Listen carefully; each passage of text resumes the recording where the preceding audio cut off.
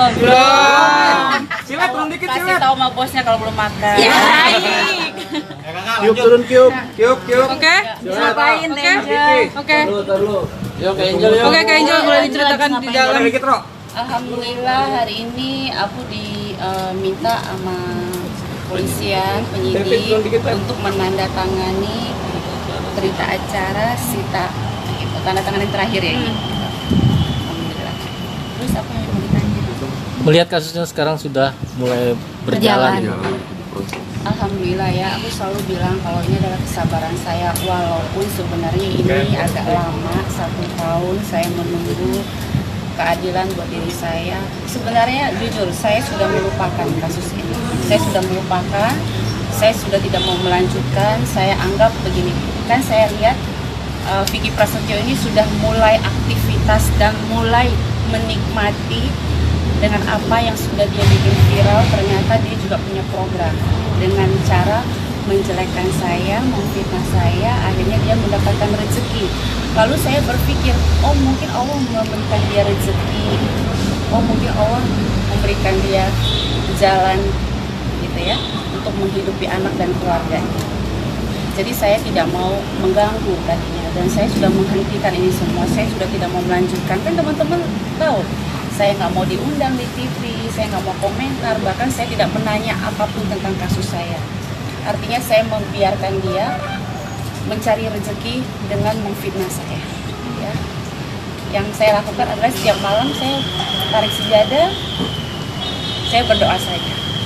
Karena coba bayangkan pada saat dia lakukan itu, dia jebak saya. Saya seorang ibu, saya seorang perempuan, saya seorang muslim juga, saya menggunakan hijab, tapi dia begitu bagusnya membuat satu cerita seolah-olah saya itu ditelanjangin di depan umum. Ya, pada saat itu saya nggak bisa menjelaskan lagi bagaimana kebenarannya, karena terlihat nyata sepertinya memang saya ini seorang istri yang tidak baik, seorang ibu yang tidak baik, bahkan udah hancur saya sebenarnya. Tapi saya percaya dengan saya memilih menjadi seorang mualaf, saya percaya Allah itu ada. Saya percaya sekali, bahkan saya tidak mau komunikasi lagi dengan polisi, saya diam saja, karena buat saya sudah terlalu capek saya. Saya pun memilih program TV yang menurut saya nggak mau bertemu dengan dia, walaupun beberapa kali dia berusaha untuk mengganggu pekerjaan saya. Begitu saya tahu bahwa kontrak itu ada dia juga, saya batalkan. Banyak pekerjaan saya batalkan, dia ganggu saya, tapi saya ikhlaskan semuanya. Tapi ternyata apa? Allah mau berkehendak lain. Polisi menemukan barang bukti, dan saya diberitahu oleh polisi sendiri bahwa barang bukti itu kuat sekali untuk menjadikan dia seorang tersangka. Jadi yang tadi saya katakan, walaupun saya berteriak kalau Allah bilang belum saatnya, mungkin belum saatnya, tapi di saat saya diam kalau Allah bilang sudah saatnya, ya sudah saatnya. Inilah saya percaya bahwa Allah itu ada ya. Saya itu nggak bisa ngomong apa-apa karena saya tahu sekali Vicky Prasetyo dan keluarganya ini orang yang sangat pandai menghipnotis dan membius pemirsa dan penonton. Dia yang berbuat salah, tapi dia juga yang merendah, mengatakan dirinya miskin, mengatakan dirinya bukan siapa-siapa. Di situ orang akan jatuh hati dengan dia. Akhirnya saya nggak mau ngomong apa-apa, saya nggak mau komentar apa-apa, karena keahlian dia itulah yang membuat saya nggak sanggup lagi jadi mau ngomong apa-apa. Contoh begini, saya kasih contoh. Misalnya nih contoh nih ya, kameramen misalnya. Dia tidak jajan di pelacuran, misal contoh ya, tapi tiba-tiba dia ada di dalam kamar prostitusi. Padahal dia masuk ke situ karena dia berlindung, ada maling lagi ngejar dia. Nggak ada tempat lagi, semua buntu, yang ada cuma tempat prostitusi itu. Dia di dalam itu. Lalu pada saat kalian tahu dia di dalam itu, pasti di pikiran kalian pasti, oh dia lagi jajan. Ngapain dia di dalam? Padahal kan semua itu ada kronologinya. Bagaimana dia bisa masuk ke dalam? Ya kan? Nah ini yang terjadi sama diri saya. Ini yang terjadi sama diri saya. Begitu polisi mengambil CCTV itu, dan polisi mendapatkan keterangan dari teman-teman media yang datang ke rumah saya, alhamdulillah semuanya terbukti. Saya dari awal tidak bersalah. Dan adapun kehadiran Vicky Alman di rumah saya, ini saya mau kasih tahu. Mungkin ini yang kalian tidak ngeh dari awal. Kenapa? karena saya meminta tolong kepada Vicky Alman untuk melaporkan seorang Vicky Prasetyo karena dia sudah menipu bos saya senilai kurang lebih 900 juta. Karena saya tidak mau maju pada saat itu, karena saya lagi kampanye, saya menutupi semua itu semua. Saya minta tolong Vicky Alman. Bisa bayangkan kalau saya yang datang ke Polda, lihat saya pasti heboh kan teman-teman. Makanya saya minta tolong Vicky Alman. Karena rencana saya besoknya mau menyuruh Vicky Alman ini untuk melapor dia, ternyata berita itu sampai di telinganya dia dan malamnya dia langsung melakukan pembocoran itu, jebakan itu terhadap saya. Dan siapa yang membocorkan itu? Kemarin saya tidak mau ngomong karena ini terkait dengan Emilia Contessa, saudaranya Emilia Contessa yang memperkenalkan saya, yang mengaku sebagai ibu angkat saya, tapi dia sudah bawa kabur uang saya. Saya nggak mau ngomong sama dia dan kerja sama dengan Vicky Prasetyo. Kenapa Vicky Prasetyo menggunakan dia? Ini saya harus jelaskan juga. Karena berapa kali saya sudah tidak mau kembali dengan Vicky Prasetyo lagi, tapi dia menjadi orang perantara yang Vicky Prasetyo selalu bilang, tolong ibu, saya mau kembali dengan Angel. Sudah hampir lebih dari berpuluh kali Vicky Prasetyo nangis sujud-sujud di kaki saya minta kembali dengan saya, tapi saya tidak mau. Bukan karena perselingkuhannya dia, saya udah sering kali ketemu dengan perselingkuhan dia, saya bisa maafkan. Kalau seorang Vicky Prasetyo berselingkuh, ketahuan dia kepijit plus-plus, saya bisa memaafkan dia. Karena buat saya, masa iya ketahuan suami selingkuh terus minta cerai? Iya kan? Tunggu waktu aja. Kalau kita perempuan baik, kita perempuan nggak banyak ngoceh, pasti dia akan berubah sendiri kok. Cuman yang bikin saya minta cerai dengan dia itu satu hal. Dia mencuri uang, dia bawa pergi buat ibunya, dan itu tertangkap saya di belakang mobil. Dan kalian mau tahu itu uang siapa? Uang ketua partai. Saya nggak akan sebutkan sebuah ketua partai, tapi kalau Vicky Prasetyo tidak mengakui itu, saya akan sebutkan siapa nama ketua partai itu. Saya menjaga etika berpolitik, saya tidak akan menyebutkan. Tapi kalau Vicky Prasetyo tidak mengakuinya, saya akan buka chatnya dan saya akan menghadirkan orang itu. Karena saya beretika politik, saya nggak mau menjerat nama orang. Ya, tapi saya berani buktikan apa yang saya lakukan. Dan pada saat dia curi uang itu, dia berikan kepada mamanya. Tujuannya untuk apa? Untuk pernikahan adiknya namanya Bella. Begitu ketahuan sama saya melarang. Saya katakan jangan mencuri, jangan memakai hak orang, karena kamu sudah berkali-kali dilaporkan tentang penipuan. Dan saya nggak mau. Lalu saya laporkan kepada yang punya uang. Pak, maaf, uang bapak tidak dipergunakan dengan baik, tapi dia berikan kepada ibunya. Disitulah mulai saya meminta cerai Vicky Prasetyo. Dan dia tidak senang. Keluarganya tidak senang karena dia tahu saya tidak melibatkan mereka lagi tentang keuangan saya. Di situ mulai semuanya. Dan sampai sekarang dia mengaku masih suami istri dengan saya. Ya, benar nggak? Karena kenapa? Selalu dia katakan dia yang menceraikan saya nggak apa-apa. Buat saya, udahlah, bukan siapa yang menceraikan, yang penting adalah pisah, saya pisah dengan dia. Bukan ego lagi yang saya pikirkan, tapi bagaimana saya keluar dari kehidupan mereka. Saya bisa lepas dari kehidupan mereka, tapi dia selalu berbohong. Kenapa dia tidak? Dan kenapa dia selalu mengatakan dia masih suami istri dengan saya sampai detik sekarang? Karena dia masih belum mengikrar. Sekarang logika kalian ya, coba kalian bayangkan. Seandainya benar saya berselingkuh dengan orang lain, saya mau tanya sama kamu deh, sebagai laki-laki, kamu masih mau maafkan atau kamu buang itu perempuan? Jujur. Buang. Jujur. Jawab, Tir. Buang Kan? Kalau perempuan bawel apa selalu masih bisa dimaafkan. Kalau perempuan sudah selingkuh, apa yang kalian laki-laki lakukan? Ceraikan.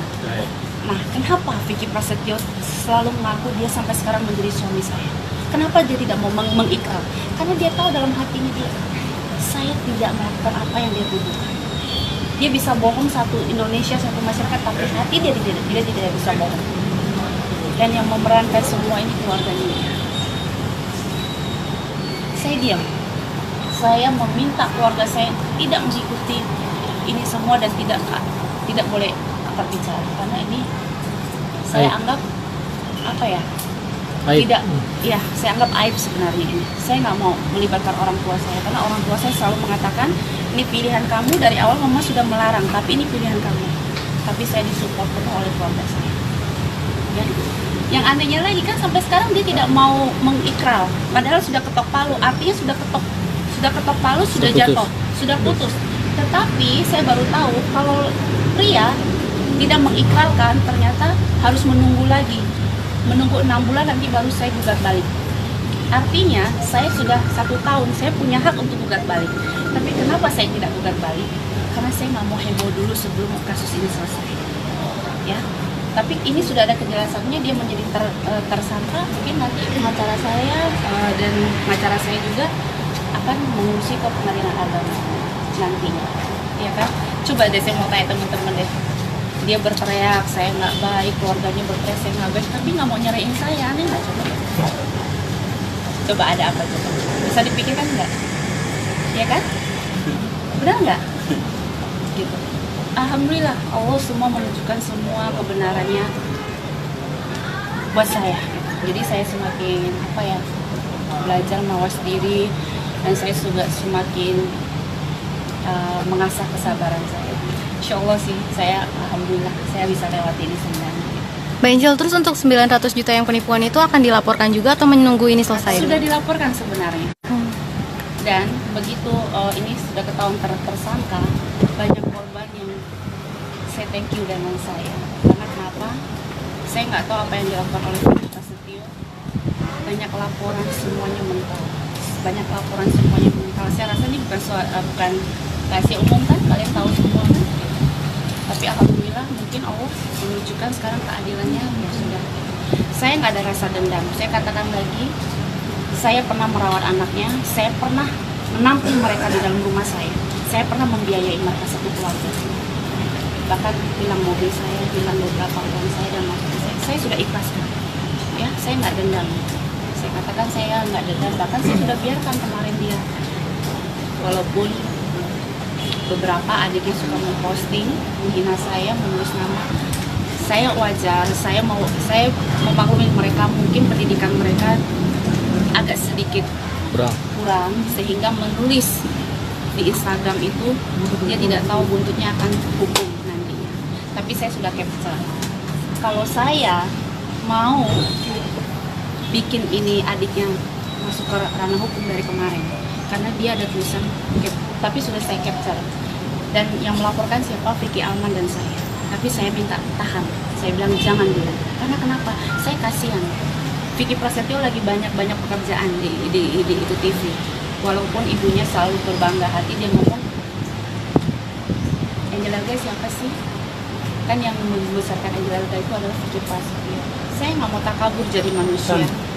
Tapi kalian boleh tanya lah, sebelum menikah dengan saya, bagaimana keberadaan Vicky Prasetyo? Setelah menikah dengan saya dan saya membuat dia begitu viralnya, begitu terangkatnya dia. Bahkan dulu nggak ada satu artis pun mau briefing dengan dia. Maaf nih, saya berteman dengan Neng Gotik. Neng Gotik baik dengan saya dan kita komunikasi dengan baik. Dulu Neng Gotik itu sampai nangis nggak mau briefing dengan dia. Tapi yang meminta ke produser saya bilang anggap dia manusia, jangan taruh dia di gudang. Karena artis semua takut dengan dia. Tapi saya yang meminta seorang istri nih merendahkan diri. Sampai saya merendahkan diri dan mengurangi honor saya demi untuk dia. Dan saya bawa dia ke stasiun TV demi untuk dia. Tapi apa dibalik faktanya semua dia bilang saya mau minta program ini segala macam, nggak apa-apa. Tapi ternyata kan itu tidak bertahan lama. Ya? Yang baik yang benar nggak akan tertukar. Jadi itu sebenarnya cerita. Teh, ini kan ngebawa saudaranya Emilia Contessa, kalau berbuntut panjang bakal gimana Teh? Nggak apa-apa, saya berkata apa kebenarannya gitu kan. Kemarin saya menutupi semuanya karena kan Bunda Emil, saya udah nganggap dia seperti orang tua, dan Bunda Emil pun sudah meminta maaf dengan saya. Dia mengatakan dia menyesal memperkenalkan saya dengan saudaranya itu. Tadinya saya berpikir ini orang tua yang sholat di depan saya, yang puasa bareng dengan saya, gitu. Jadi kalau kita tidak percaya dengan orang tua, buat saya itu dosa ya. Tapi begitu saya percaya, tapi ternyata saya juga yang dikhianati. Cuman gara-gara iming-iming dari Vicky Prasetyo.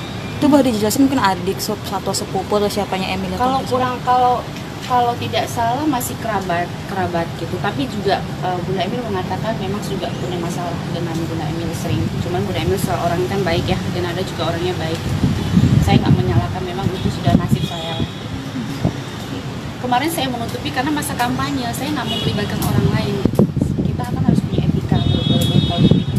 Cuman sekarang sudah menjadi tersangka, saya wajib meluruskan. Di 1 tahun kalau saya simpan, kalau keadilan tidak terjadi sama diri saya, bisa bayangin nggak saya seorang perempuan ditelanjangi seperti itu. Untuk laporannya sendiri dibuat di mana mungkin Mbak Angel? Laporan siapa? Yang tadi penipuan itu yang udah 900 juta. Mungkin ada di Polda ya, mungkin ya.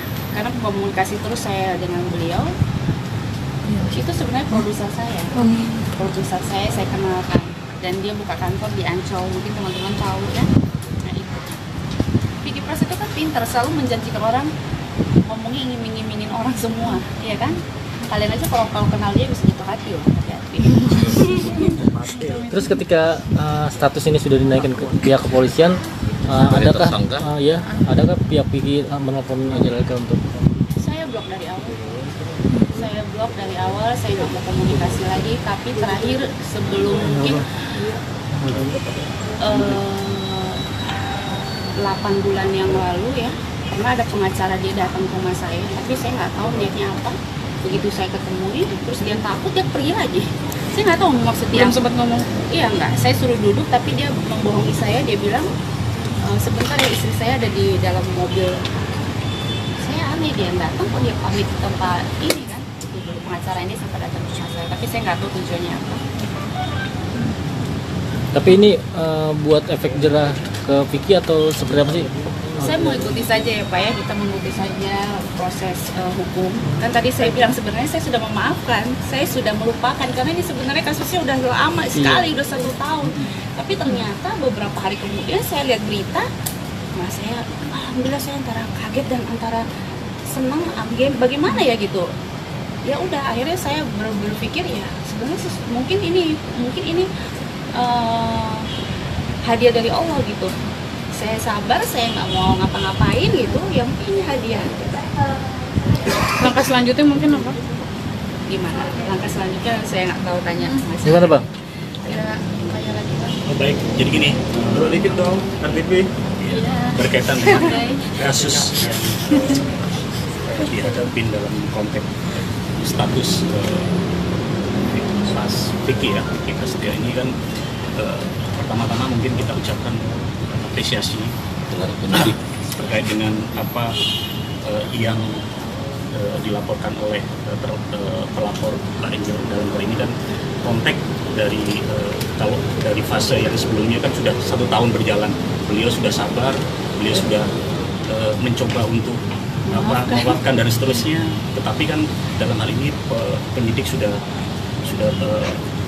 maksudnya bekerja secara profesional ya. Dalam hal ini kita apresiasi, terlepas apapun pasti unsur-unsurnya terpenuhi. Dalam konteks pencemaran nama baik ini kan menyangkut berkaitan dengan nama baik. Dia kan figur dalam arti profesinya jadi seniman. Jadi nama baik itu ukurannya bukan konteks secara material saja, imaterial juga gitu loh. Dan dalam hal ini penetapan tersangka terlapor terutama dalam kasus ini adalah membuka tabir bahwa permasalahan ini sudah terang benderang bahwa siapa yang bersalah, walaupun dalam hal ini terlapor atau tersangka itu memiliki praduga nggak bersalah ya dalam konteks ini. Tapi kan nanti apapun nanti kita akan kawal proses tersangka sampai di persidangan di pengadilan ya, begitu ya Mbak ya, begitu ya. Jadi manfaat dari semua ini adalah efek dari semua sosial yang kita dapat berkaitan dengan laporan ini adalah untuk semuanya, berlaku untuk semuanya, siapapun. Jangan coba-coba nyerang secara pribadi, apalagi lewat IT ya, terutama sekarang kan image ini yang tertanam adalah apa yang dilakukan oleh saudara Vicky tersebut yang sudah menyangkut nasib hidup kan dalam konteks ini. Jadi semua sudah tahu dalam konteks klarifikasi ini, semua sudah terlihat siapa yang benar, siapa yang tersalah. Walaupun ini kan masih konteks tersangka ya, tapi semangatnya di situ. Dia dijerat pasal pencemaran doang atau penipuan juga ada? Konteksnya dalam hal ini utamanya adalah pasal undang-undang IT. Kalau pasal di Polres ini ya, laporan polisi daripada Mbak Angel di Polres ini adalah pencemaran nama baik, penghinaan yang melakukan melalui sosial media. Undang-undang IT. Undang-undang IT ini kan ancamannya 4 tahun ya, dan ada dendanya. Jadi yang pasti kita sebagai kuasa hukum daripada Pak Enggen sangat berterima kasih dan apresiasi kepada penyidik, dalam hal ini Polres Jakarta Selatan, yang telah menaikkan Vicky Prasetyo sebagai tersangka. Berarti ada 2 alat bukti menurut hukum supaya bisa jadi tersangka. Kita berharap kepada penyidik, dalam hal ini Polres Jakarta Selatan, dapat cepat menyelesaikan persoalan ini, perkara ini, dan bisa lanjut sampai ke pengadilan. Dan kami harap juga supaya ada efek jerah daripada orang-orang entertainment ini, orang-orang yang terkenal tidak seenaknya untuk berbicara, menuduh. Jadi kami berharap demikian, dan kami juga berterima kasih kepada pihak media dalam hal ini. Ya kawan-kawan, terima kasih. Semoga semakin maju pertelevisian Indonesia. Amin. Angel berarti nggak ada kata damai ya Angel? Kan saya tadi bilang kalau saya dari awal saya sudah memaafkan, berarti saya sudah damai dari awal. Ya kan saya tidak bertanya lagi gitu, karena saya kadang-kadang berpikir gini, orang aja yang kasusnya kemarin cuma kayak gitu udah masuk penjara ya, kita nggak usah sebutin siapa lah, mungkin teman-teman tahu.